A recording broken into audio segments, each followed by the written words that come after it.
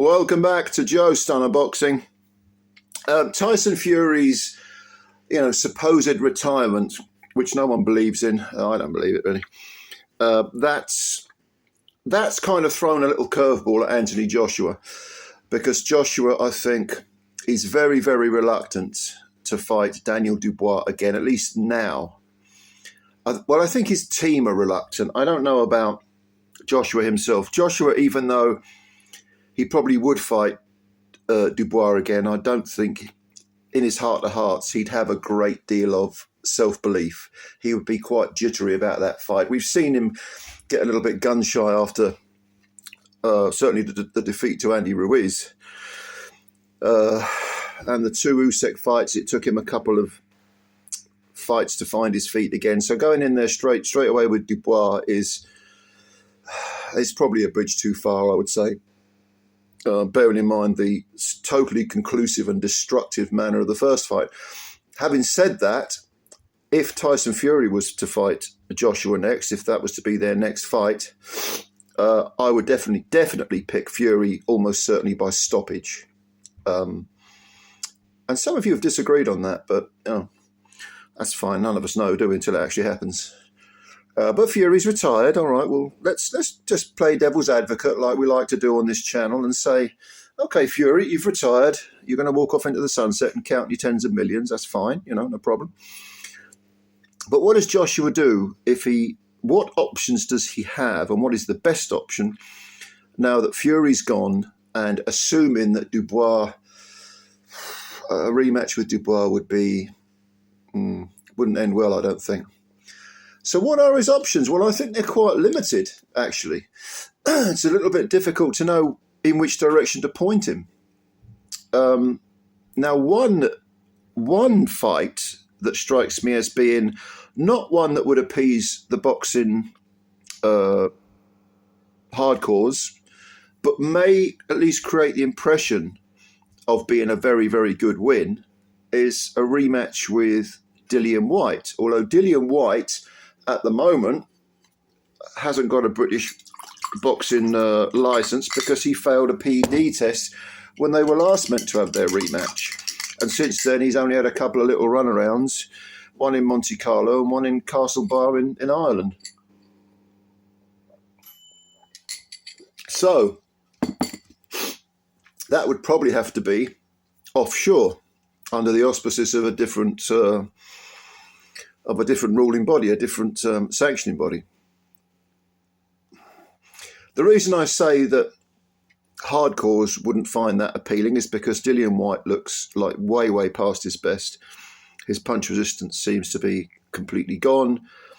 He had that entertaining but surprisingly competitive little row with Ebenezer Tete, who looked like he was about 60.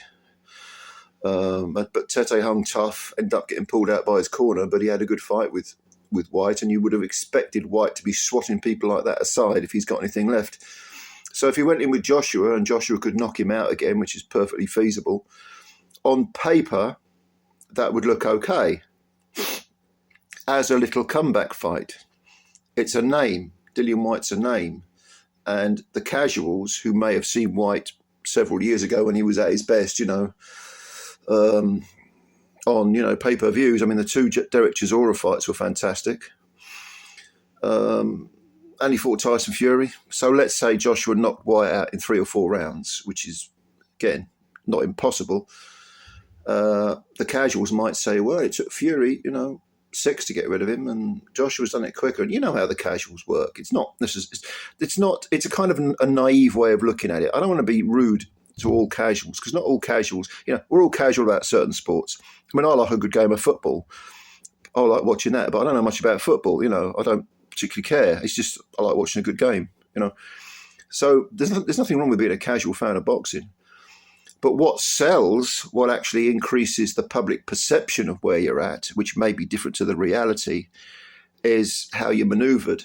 And I think Whyte would be, it'd have to be offshore because of the situation with the drug ban or whatever the situation is.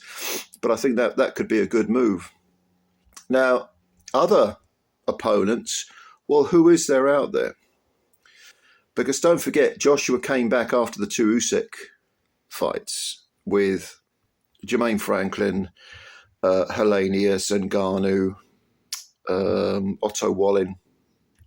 So he wasn't fighting killers, but he was kind of rebuilding his confidence. At the age he is, his confidence, there wasn't a lot of time to rebuild it. I mean, he's not ancient for a heavyweight, because heavyweights go on till they're 40 plus. Look at Zhilei Zhang, Parker. A few of them are, pushing 40. I mean, Usyk himself, but Usyk's a special talent. And you take everyone on their own merits, but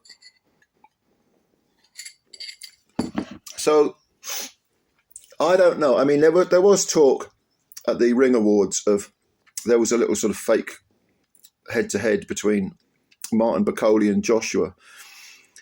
Some people have mentioned a fight in Africa.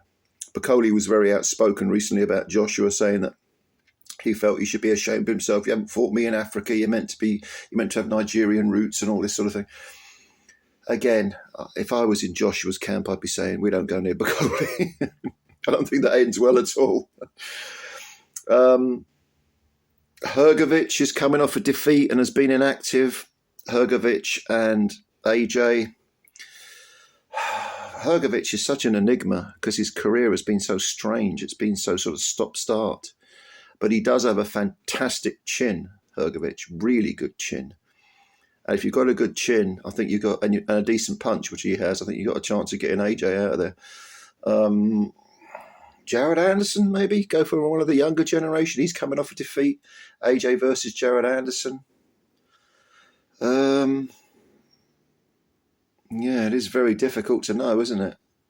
I think this is why Fury's, retired, so to speak, because he knows that Joshua kind of needs him if he wants to rebuild his career. And in actual fact, if Fury wants to carry on, he needs Joshua as well.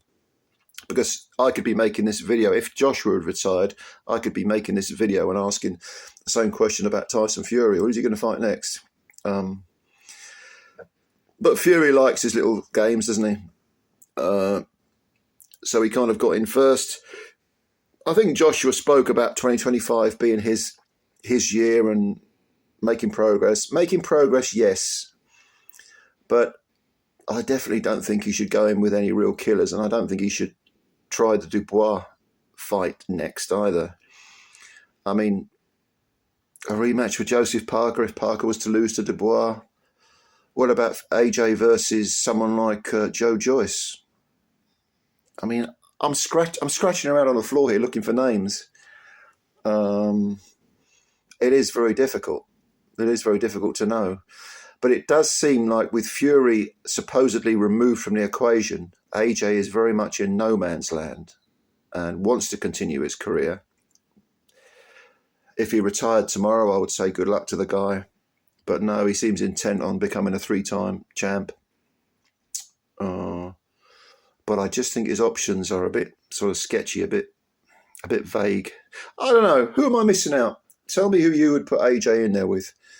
How would you navigate the next year? Let's talk about 2025 for Anthony Joshua.